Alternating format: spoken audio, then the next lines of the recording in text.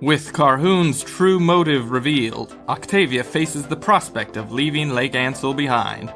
What lies in the world beyond Lake Ansel's walls? What does Octavia have to do with the Chapel of Scales? And are all the monsters blockading the town as woefully incompetent as the Grungs? Welcome to Me, My Spouse, and a Die.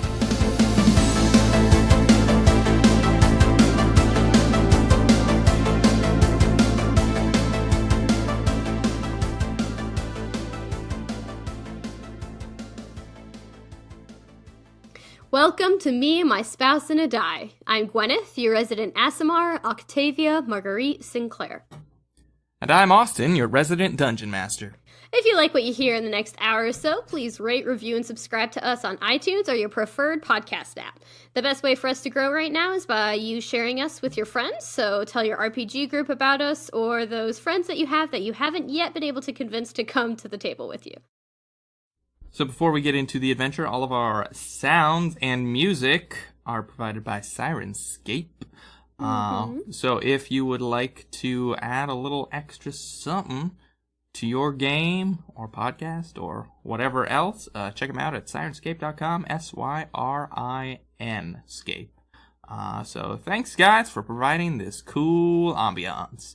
And now let's get to the adventure. The adventure! The adventure! So, when we last left off, Octavia and Carhoon Usirius had just returned with his backpack after rescuing it from a group of grungs blockading the city, or the lakeside town of Lake Ansel. So you guys returned to your herbalism shop, the Mushroom Cloud, and had a brief conversation where Carhoon revealed to you that he had been directed here by a dream of some panther named Corastus, who told him to seek out the God-touched one and escort her to the Chapel of Scales in the city of Montignon. And that's sort of where we left off. So the two of you are standing in the Mushroom Cloud in the dead of night. You've probably just got like a candle or something lit on the counter, illuminating your stark faces as he's just revealed this information to you. So, Okay. yeah, the two of you are standing there. Is there anything you would like to say to him or ask him? Octavia is going to kind of ask him to describe Corastus a little bit more and to kind of describe how it was that Corastus presented himself to Carhoon. She is, understandably, I think, a little bit suspicious of someone, claiming to have communicated with her Deva, and kind of is wanting to verify that it actually was Corastus, as opposed to, being some sort of trick. She's mainly worried that it's some sort of trick, and wants to kind of verify that it actually was Corastus who got in touch with Carhoon. So Carhoon describes to you the dream in which he had, where a large black panther approached him and introduced himself as someone named Corastus, and explained to him, was relatively vague in the terms, but told him to seek out who he believes apparently now is you, the God-touched one, and to escort her to the Chapel of Scales. So that's really all the information he has. You may roll an insight check if you want to see if he is being truthful or trying to deceive you. That is a 20, not natural. He seems to be in earnest. Okay. He seems to be telling the truth. Okay. That is crazy. As far as Octavia knows, Corastus isn't, not that he's not supposed to talk to anyone else besides her, but, she is literally, kind of his mouthpiece in the world. So for Corastus to show himself to someone else is crazy. And so she just really wanted to make sure, that this wasn't some, trick or something along those lines. Now, as far as this Deva goes, and your communing with him and his communication to you, how does that happen? I know most of the time, dreams are very common, but does he ever appear to you out and about in the world? Yeah, so Carastus, the way that this works, so with Octavia being an Asimar, there is a divine messenger of Al Absalon, who is Al Absalon's kind of messenger to Octavia, and that individual is a Deva, and they have the name of Carastus. And so they communicate with Octavia. They do communicate through dreams, but they actually do also communicate with her mentally, but face to face. But it's never humanoid face to humanoid face. It's always, Carastus always takes the form of some giant cat, in reverence to Al Absalon, who is usually, when there is imagery depicted of Al Absalon, they take the form of a giant mountain cat, a giant bobcat, or something along those lines. And so whenever Carassus shows themselves to Octavia physically, they always take the form of a panther or a bobcat or something along those lines, and then they do communicate face to face as opposed to just in dreams, but it's then all mental. Okay. Good to know. And it's even the face-to-face communication, though, it's not just like, hey, Al Absalon wants you to do this. It's not like as straightforward as that. It's still it's still vague. It's still more imagery based than directive based. And so with Octavia being a druid, she is able to take these visions that Carassus presents to her and has a bit more of like animalistic senses, so she's able to kind of like, have a bit better sense of smell and kind of sense of hearing. So sometimes the visions that Carassus communicates mentally to her, they might just be scents, or they might just be sounds, or they could be something that takes the perspective of a bird flying really high overhead. So it's a bit more animalistic than just if a human to human type of descriptive conversation. Okay. Well, Carhoon is still standing there before you as all of this is going through your brain. Yeah. And let's see, he says to you, so Octavia, I got to get back into this accent. Not this accent, it's not this. Hold on, you'll have to give me a minute. He says, so, Octavia, it seems our destinies are leading us to Montignon. What say you? Octavia nods her head and asks him, when did you arrive in Lake Ansel? Did you arrive here just today? Do you have some place to sleep for the night? He says, I arrived here this morning, and after some asking around of the locals, I was directed toward you. As far as I know, I was planning on seeking a room at the Grand Myrmidon. The Grand Myrmidon is one of the fancy hotels in town. Now, given the period of war that has been going on for the past 15 years, it's obviously not home to, nobles and diplomats and rich people that it once was.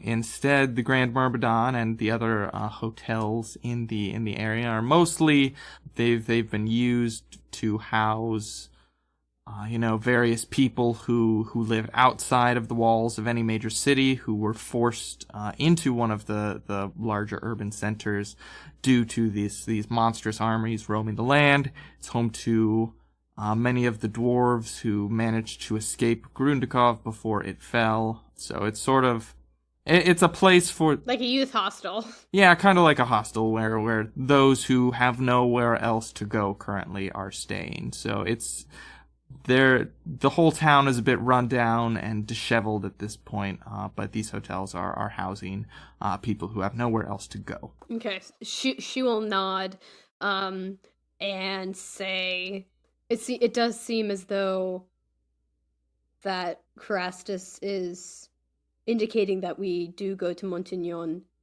even though I do find it odd that he has not yet gotten contact with me directly. So I would advise you to return to the Grand Myrmidon, and we shall meet there tomorrow, let's say around noon, for I would have to prepare for departure, as well as take care of things here at the shop. Yes, that would be smart. I was going to suggest you meet me there when you have made your decision and your affairs are in order, but I have little else to go in this town, so I will await your arrival. I slipping into Vils. It's not Vil. I will await your arrival there. Octavia nods again. And then he collects his pack, and he just gives you a nod solemnly, and then he turns and ding-a-ling-ling, exits out the door. What do you do? Oh, man. I mean, Octavia's just gonna, stand there for a second. Okay. I can kind of I can see her, leaning against the counter and kind of, settling down to then, sit on the floor with, her back against the counter, looking at this shop. So, she's never had the type of direct communication with Carastus that Carhoon has had. All of the visions and communications she has had with him have always been so vague and so, vision-y, dreamy. They've never been, an action, like do this or go somewhere. Right. And so this is the first time that she's actually almost gotten, a direct order from this Deva. And she's been in Aasimar her entire life, and she's been communicating with Carastus her entire life. And so, she's in her late 20s, and for, imagine living one way for your entire life, and then all of a sudden, she probably just assumed that she'd never actually really get any kind of directive from Carastus, and just it would be this kind of vision-y type communication for the rest of her life. And so for Carastus to communicate a directive to her, to Octavia in this manner through a third party, that's just wild. That's just crazy to her. And so she kind of has a lot to think about in that regard. And then, she's made this life in Lake Ansel. She wasn't born in Lake Ansel, but they... her family moved there when she was a young teenager. And so for, the majority of her life, she's lived there, and she's helped her parents build this shop that's, relatively successful. It's no Macy's, but it's no Sears. So, it's somewhere in the middle. Maybe Shots fired. Sears, if you'd like to sponsor us. Yes, we will. So good. We will retract that statement. Yeah. We can take this back to the cutting board. So, that's just it's a complete. If she takes Carhoon up on this, not necessarily offer, but if she trusts him enough, basically she's leaving all that behind. And then, leaving her younger sister and leaving her brother, even though he doesn't really talk to the family anymore, he's still at least in the city. So there's at least proximity. So, it's complete upheaval, basically. Yeah. So that's what she's thinking about. Okay. Nothing very heavy. Nothing at all. Do you just stay in the store? Do you go upstairs? So at this point, I would say, Celia is as a young woman as well. Right. And since Antony has left, he lives in the barracks now, sort of where the town guard would stay. So I'm sure at this point, both of you probably live at home, unless Celia, got married in the past 15 years. No, which is possible. I don't think she has quite yet. So the two of you probably, I would say one of you probably took Antony's room, and you live in the same house, but you have a room to yourself, yes, finally. I know, finally. Goodness gracious. So no, she's not going to spend the entire night in the shop.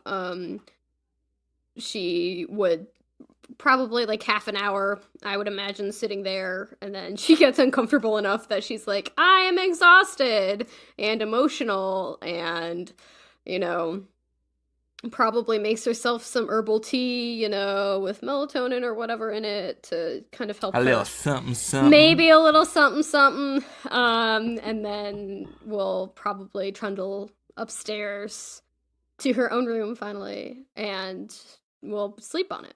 Okay. You trundle up to your room, and you get in your bed, and as, you know, you blow the candle out, as you have sipped the last of your tea, you hear a faint sort of scritch, scritch, scritch on the window. I look at the window. There is a shape in the window. It's that of a small black cat who is sort of pawing at the window. Octavia will go to the window and open the window. It takes a dainty step inside. Boop. Its little paws hit the other side of the windowsill, and then it plops down onto the floor, rubs around your ankles a few times, and then hops onto the bed next to you. And Octavia will sit next to the little black cat and say, Crastus, is that you? It looks at you, and it doesn't say anything, but you can just sort of feel a sense of calm as its eyes look deep into yours, and there's an intelligence behind them that you would not expect from an ordinary house cat. Okay. Does it say anything to me, like telepathically? No, it just sort of looks at you.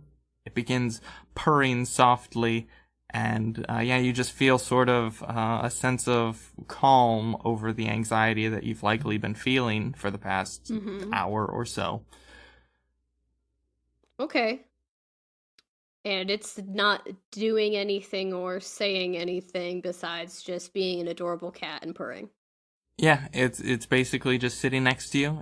Maybe it puts a paw on your thigh as you're sitting next to it. I love cats so much. Oh my gosh. Okay.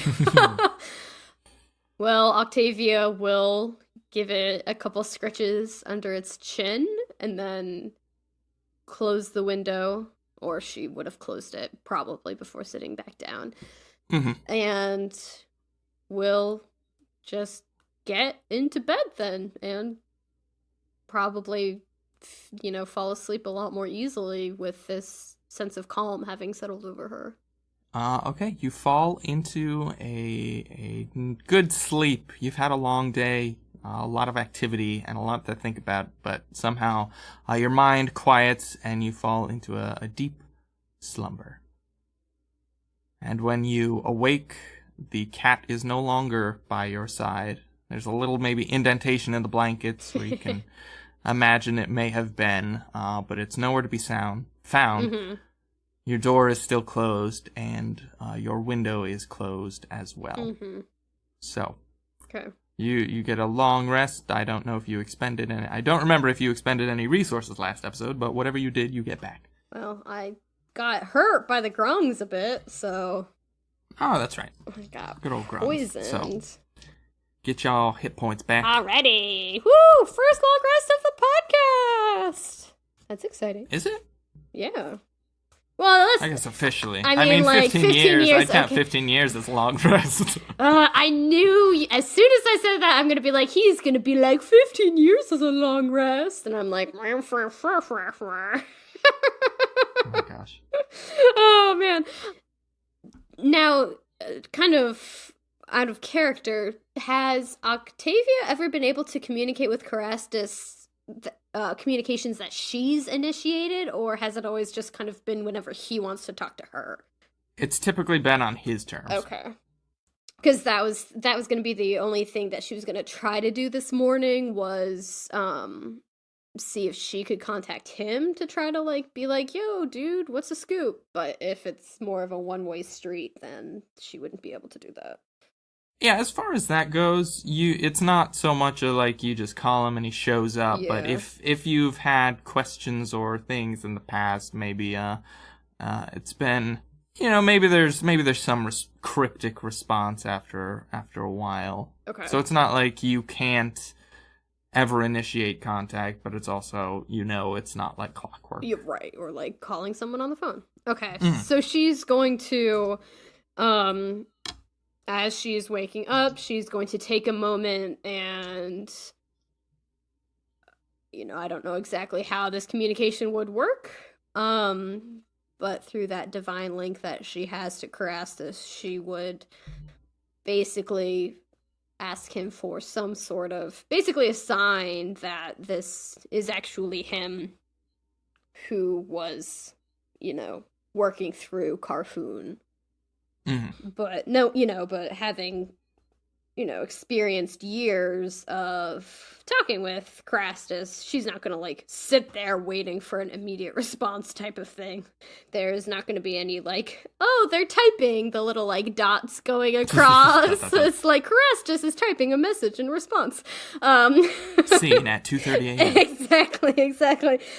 So she's going to, she kind of with that insight check without making it be like in the mechanics, like felt out the soul of Carhoon and was able to kind of probe his intentions. And with it seeming that he was, truthful and was speaking with veracity and with potentially having seen Carastus through the evening and him not communicating anything to the contrary to her.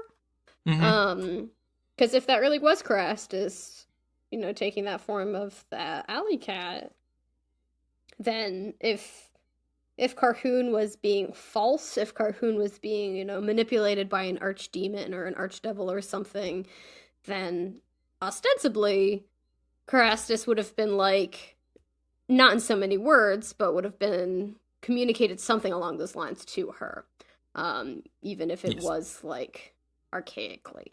So she's not confident, but she's confident, if that makes any sense. She's not confident because she's not really that much of a warrior. She has gone, she's trained some, she's a druid, so she has some innate, abilities and stuff like that, but it's not like she's some trained soldier or trained assassin or anything like that. She's an herbalist. And so the idea of going to a city, all the way up the mountain range, all the way up north, and especially a city, Montignon, that's supposedly cursed. Like, all of that's really scary.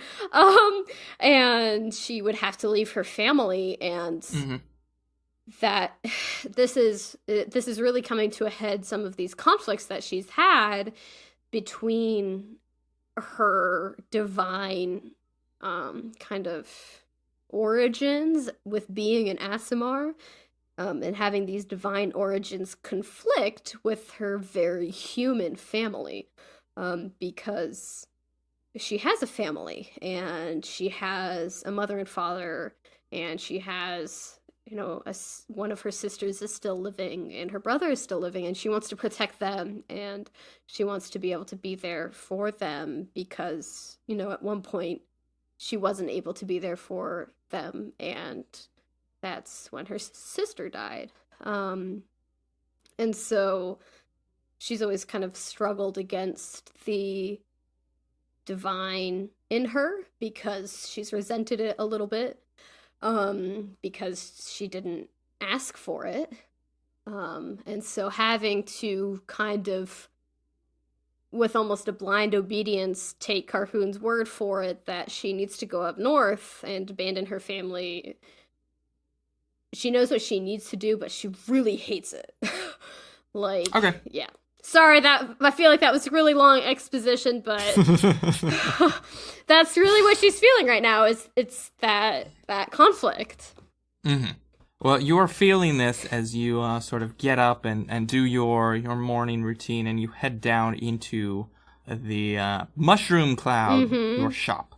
And you walk down the stairs into the storefront below, and you pass your father and mother, who are sort of in the back, the stockroom sort of area. Right. They're both getting up there in age, and they don't have modern medicine, so they're not extraordinarily useful in the shop itself. So they're sort of back there, maybe with a mortar and pestle, grinding roots or various things, making different salves that they are still capable of. But, you and your sister, Celia, are sort of the main proprietors of this shop at this point. And so your father utters a brief, "Good morning, Octavia," as you head past and into the shop itself. And Celia is out there. She woke up before you, and she's down behind the counter, maybe wiping it off, getting things in order. And she says, "That elf who was in here yesterday, you and him were talking for quite some time. What's that about?" Octavia, goes up to the counter, goes up to Celia, and she says, "Celia, can I talk to you for a minute?" Well, of course.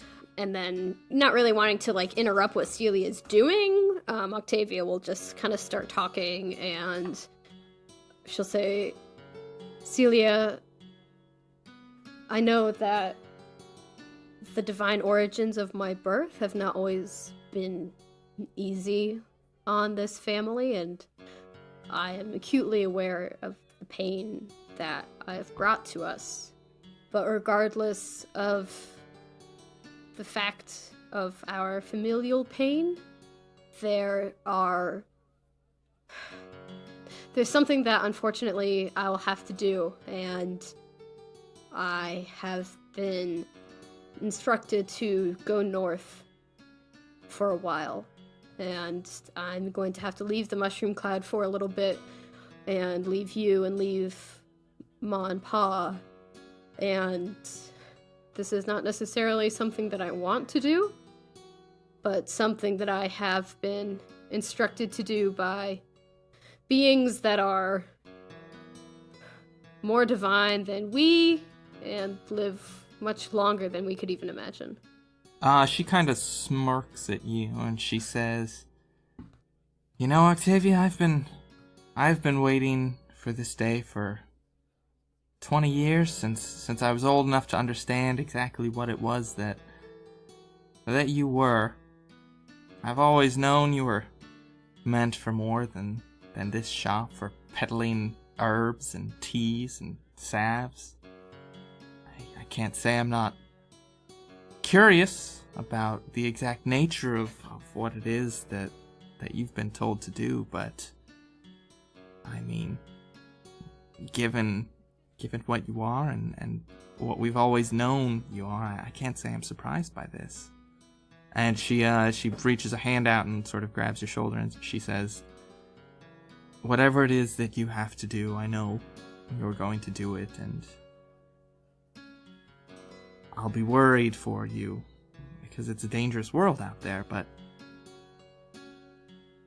I want you to know that I've never blamed you for what happened." Octavia doesn't really say that much in response. Her eyes are really welling up at this point, because Celia's always, been the youngest, been the baby, been her little sister, and for her to be showing such strength and, speaking with such maturity, is really telling to Octavia that, Celia is a woman, and she's a full-grown adult, and no longer just, the younger sister she'd, make dolls for out of yarn and things like that. And Octavia's she's really overwhelmed, and just puts her hand on top of Celia's hand and kind of murmurs her thanks and will say, I'll probably have to head out this afternoon, and I'll be telling Mother and Father shortly. I just wanted you to hear it from me first. And then she says, thank you. And comes around and just gives a big old bear hug to her little sister. So, Octavia's not very big. They're all kind of petite people, but bear hugs, her younger sister as much as she can. Yeah, and Celia embraces you, and she says, as I said, I knew this day would come, and I think I can hold the shop down if you're gone. You've always been better with the customers than I have. Well, I don't know how Mother and Father are going to take this, but come back to us safe, Octavia. I will. I'll do everything I can to. Oh, and don't forget to see Anthony before you go. Yes. I know we haven't had much contact with him, but I know he still cares for you. I was planning on popping by there on our way out of the city. And so she's going to kind of give Celia a squeeze on the shoulder and then head over and tell her parents basically the same thing that she just told Celia. Okay. You explain it to them, and your father takes a moment, and then he says, It's Octavia, I know there's a lot that's been going on, and I know you maybe feel like there's something you can do, but it's too dangerous out there. I need you here. I can't. Celia will help, but you have a knack for things. Who's going to find my desk shroom from now on? Octavia will smile, and she and her father have always had a special relationship, especially ever since they started the shop. And she'll say, Celia knows more than you give her credit for. She's been eyes and ears, even when she hasn't been as vocal about everything that she's known. So, as much as you've leaned on me, Papa, you can definitely lean on her. Goodness knows I have, and I think some of the credit that you give me should indubitably actually be given to her, because she's more like you than you know, Dad. Is this because of that elf who was in here yesterday? Yes. Be careful. I don't know him. But I know that they wouldn't put your interests before their own. Octavia nods, yeah. He says, I think you're as acutely aware of this war and the horrors that are going on beyond these walls, and we've been fortunate enough to escape the brunt of it, but I don't want you out there, Octavia. I've heard some of the things that have gone on. I know you have. We all have. Maybe you're thinking this is your chance to get away for some adventure, some excitement. But I want you to consider the cost. I know that I can't control what you do. You've been as stubborn as I've been ever since you were born. If you really want to walk out those doors and try your luck in the world, I know there's nothing I can say or do that can stop you, but I want you to really think about if this is what you need to do. Because if you walk outside of those walls, I don't know if anyone can guarantee that you'll ever come back. What are you saying, Pa? Look, you'll always have a place here. But you saw what they did to the dwarves. You've seen them. They're staying right down the street. They've slaughtered them by the hundreds. and they would do the same to you in an instant. I don't doubt that you're right. But as I've said, I can't stop you. I think you should stay here. It's safe here. It's not safe anywhere, Pa. You've just said it yourself that they're 100 feet. You know, they're yards from our very door. There's nothing necessarily to say that tomorrow they don't overwhelm the city and, murder Celia and all of us in our beds. But there is potentially something I can do. And I didn't ask to be born this way. I didn't want to be any different from Antony or Eloise. But I was, and if I ever for a moment believe that it was purposeless, then everything is purposeless, and then those monsters might as well just overrun the city and burn the entire continent of Moir to the ground. Because if there's not something I can do with the divinity that I was born with, then there's nothing anyone can do. And we've had years where I've been able to be with y'all, and they've not been happy 100% of the time. Goodness knows. You feel it more than I. But if I don't go, what am I supposed? What else do I do? Do I just reject the call? The literal divine call that has been handed down to me on the literal lips of angels, and just tend a shop when there's maybe something I can do? If it were anyone else, you would be encouraging them. And I know I don't want to go. But I've had this many years without having to answer a divine call. So I suppose it's been a blessing up until now. Well, Octavia, I suppose it's not even... I suppose I can't question the will of the gods, can I? And if there were anyone who was meant for more than this life, I guess it would be you. If you must go, then you must go. But we will be awaiting your return. And I will come back, Papa. I promise. Yeah, he hugs you similarly tight. And as you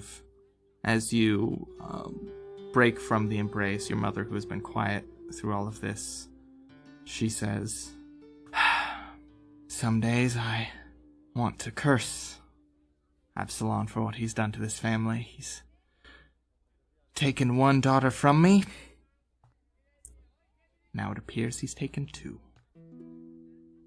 Octavia will just hug her mother, because there's nothing else left to say. Yeah, she sort of stands there still as you wrap your arms around her, and then after a few moments she reciprocates and embraces you as well. Maybe a bit more briefly, maybe not as warmly as your father had, but then she breaks after a second or two. So what are you doing now? Man. Ooh, dear.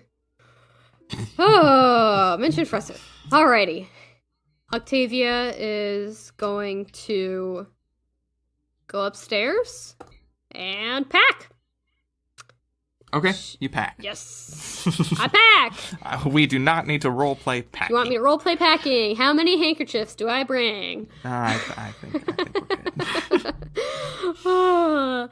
So she's going to pack, and then basically already having said her goodbyes, she's going to pack her herbalism kit and kind of freshen up on any of the herbs that would go into that pack.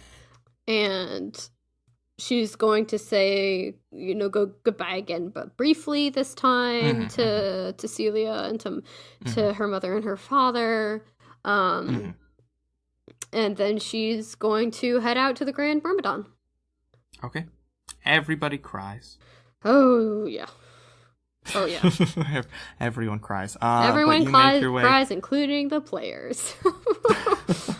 With misty eyes, you make your way out of the mushroom cloud, and you head down the street towards the main strip where once was a lavish, luxurious stretch of beachside houses and mansions and glorious hotels, and you approach the now sort of run-down Grand Myrmidon.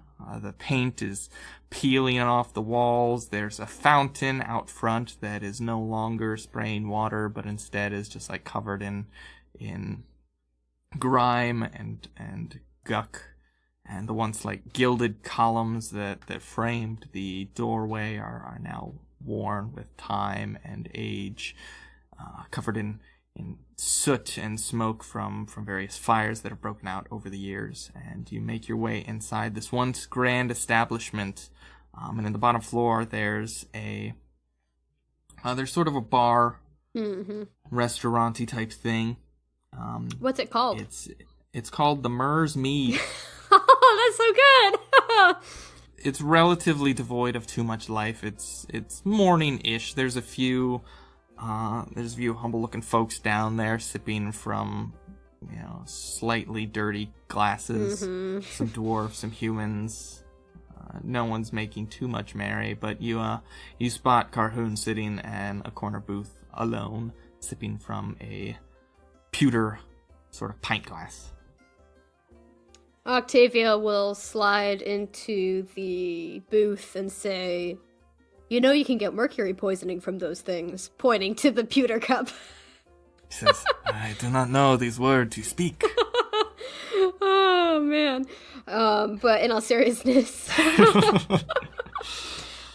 she will slide into the booth and she will say...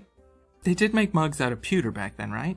Oh, yeah, you're absolutely right, but Okay, good. No, you're totally right, and all right, cool, we cool, just cool. know nowadays that it can give you poisoning. Mercury. No, I think it's lead poisoning, not mercury. Well, probably lead. Yeah. I misspoke. I was mistaking the thing with the hatter. Sorry. That joke. Too many. Okay. Anyway. Moving on. Moving on.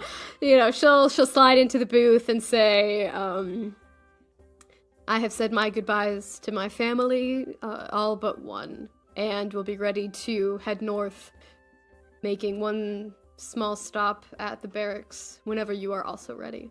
He says, I came with but the clothes on my back and the pack that you helped me recover. I am ready to go as soon as you are. I feel the nature of these dreams has urged me to move with experience. Mm-hmm. So Octavia will nod and then just stand back up and say, come with me, for we shall say goodbye to my brother before leaving the city. As you wish. And he downs the rest of his mug and then stands up and slides the pack onto his broad, muscly shoulders and begins following you. And then Octavia will wind her way through the streets to where it is that Antony lives. Okay. Yeah, there's a barracks, Mm-hmm. sort of just a bunkhouse for the town guard and town militia to rest in. You've been there a few times, but it's not really a regular stop for you. But as you go in, you're greeted with sort of parts of it are rowdy, parts of it are somber, as these are, soldiers and guards who have seen a lot of stuff in probably the past few years, and many of them bear scars or burns or are missing fingers or entire limbs from the course of defense of this town. But you make your way over to where you know Anthony has his bunk, and you find him there, sort of just sitting, resting, maybe chewing on an apple or something. Doing that thing where he's got the apple and he's just got a dagger and he's like carving it up and eating off the point of his dagger. You know how cool military super people cool, do it. yeah. Yeah, so he's sitting on his bed as you approach. Carhoon, before you entered, he probably excused himself and waited at the door. So you approach Anthony, your brother. Octavia will go up to him and say, Anthony, it has been a long time since we've seen each other. It has been a while, sister. How are you? How's the family? The family is doing very well. The mushroom cloud, as unfortunate as it is doing well in this time of war, with the healing properties that it possesses. I, on the other hand, have come to tell you that it might be another many months before I see you again, because it has finally come time for Al Absalon to call in his due, and I am bidden to travel north. The features on his face darken, and you can see the past few years have not been kind to him. He's only a few years older than you, but he looks like he's much older than that, just from the years of stress and being basically on the front line of combat for a while. Mm-hmm. So he scowls and he says, "You're leaving the walls? Trust me, coming from someone who has seen what these monsters are capable of. That's a suicide mission, Octavia. You do best to walk right back down to Mother and Father and ask for your room back." Octavia gives a wry smile and she says, "You forget who it was who first saw the army descending from the hills, and who it was who first warned Lake Ansel that attack was imminent. While there is no measure to the horrors you have faced, there is a purpose that I have been called to that, as much as I want to, I cannot fight against." He says, "And you forget who it was who defended against that attack. If you want to throw your life away, I can't stop you, but you are my sister. And it would be a failure as a brother if I didn't tell you that you are walking into something that you are not prepared for. Don't go out there. Go home. Tend to the shop. This war will be over one way or another. Eventually." Octavia gives a wry smile, and she sits down next to him and says, I want to just go home. I want to forget that I ever was born with something celestial running through my veins, and I want to forget that it had caused us heartache long before this war ever started, and I want to forget everything that's happened since. And I want to return home to our family whole again, and I want many things. And what I want is very different from the world that we currently live in. And I don't want to go north, and I don't want to leave the protection of these city walls, and I don't want to leave you, and I don't want to leave Celia. But he says, "Well, she was just gonna say, but I have to go! 'Cause an angel from one of our gods has instructed me to do so, and I have had these 28 years before having to leave all of you. And it could have been a long time ago that I had been instructed to go. But I guess it was a blessing that he waited, at least until now." Anthony says, "If you're gonna go. I can't stop you. But I should tell you, maybe you should think about who it is that Absalom is actually looking out for. If he actually has your best interests at heart. But we're gonna go out there. Take a few of them down for me. I've lost more friends than I should have. Octavia just gives him a hug. He hugs you back, and then sort of continues gnawing at his, slicing off chunks of his apple. Says, well, Absalom be with you, I guess. Good luck. And to you, regardless of what your beliefs may be. I think he does. At the core. But might not seem like that right now. And she will leave. You leave. Carhoon is waiting outside the doors for you. He says, are you prepared to go? Do we want to leave in the daylight? You've been here, you know this blockade better than I. Is it best to leave under the cover of darkness? What part of this barricade should we try to breach? Octavia will kind of wipe the tears from her eyes. She wouldn't have let Antony, see her tearing up, but... Mm-hmm. I mean, obviously she felt... she might not see him again, and it might not be because she doesn't return, but it could be because he doesn't return next time he has to go out on patrol or whatever. I'll make you roll another D100. Oh my gosh. Oh. But yeah, so what is your plan? All right. So tell me again about the barricade and. So you know that Lake Ansel is protected by sort of a palisade wall that goes around the entire city. Right.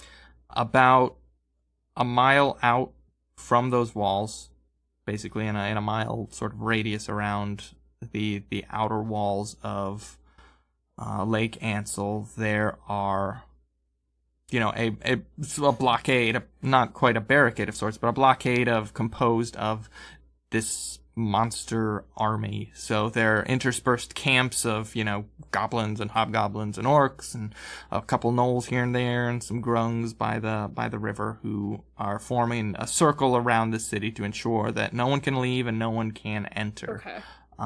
From what Carhoon has told you, the weakest part for him to get through was by the lake, right. Where the grungs were. Okay.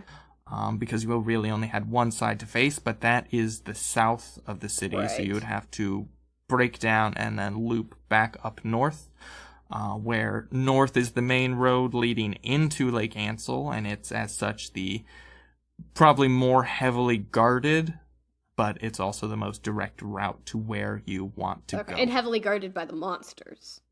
Yes. So they are about a mile away. How deep are they? How deep is this encampment? What do you mean by deep? I know that, we have the city walls, and then a mile away starts the encampment of the monsters. Mm-hmm. How thick is that camp? Is it a football field of encampment, or does the camp go on for miles and miles beyond from where they camp no. It's probably maybe, football field is probably a good point of reference. It's, tents centered around fireplaces that are scattered in a general circle around the city. Okay. It would probably be best to go under cover of night. Mm-hmm. It's unfortunate that I said my goodbyes in the morning. But we'll probably wait until evening. Is there anywhere that I could buy? I mean, I know that the Mushroom Cloud was an herbalism shop, but is there anywhere that I could get any healing potions or anything? I'll say we'll say you got the equivalent of a healing potion before you left. I think that seems fair coming from a place that specializes in stuff like that. Yeah. Sounds good. All right, well, then I think we'll just wait until evening, and then honestly, my plan is to turn into a horse and then gallop kind of half a mile outside the city walls, and then fly over the encampment. Your fly only reaches 600 feet, so Is you might have to rethink that one. Isn't a football field just 300 feet? Oh, yeah, I mean, I thought you meant from a half mile out. I will, gallop, up to the point where I could think that I could then fly over the encampment and then touch ground and then keep galloping away. Does that make any sense? Yeah, generally speaking. All right, so... Do you think that's dumb? No, I think that's fine. Okay. But are you... So you're going north or south? We'll go south just to...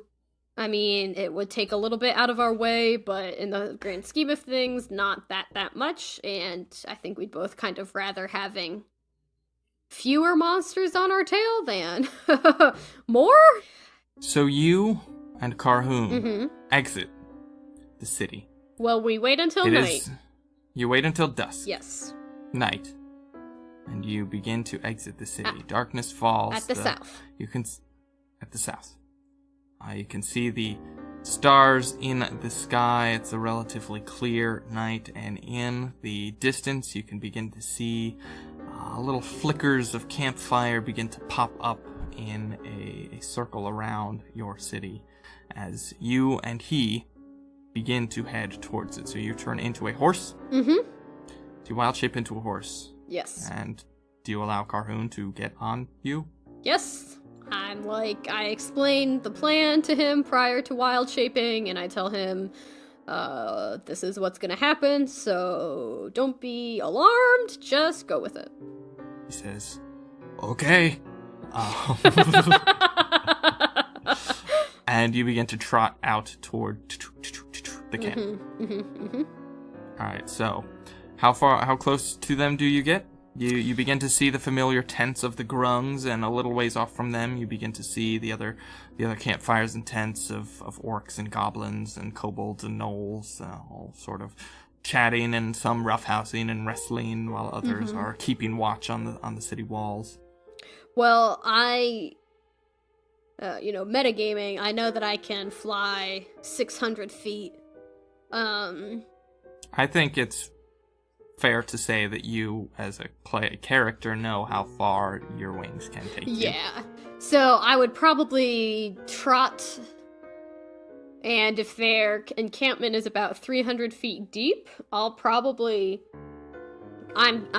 galloping at this point to have as little time as possible that they can kind of see me, and then I'll probably gallop within 150 feet of the encampment. Uh-huh.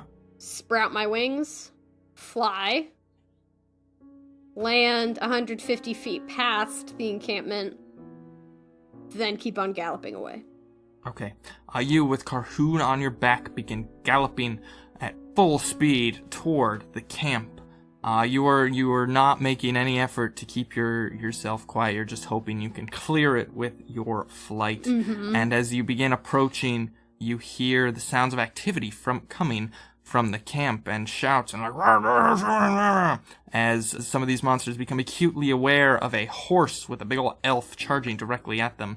You see figures who are sort of huddled or sitting around a fire stand up and grab spears or swords or bows and begin to sort of form up at the edge of this barricade, and then you kick off and leap into the air as celestial wings sprout from your back, and you begin soaring into the air.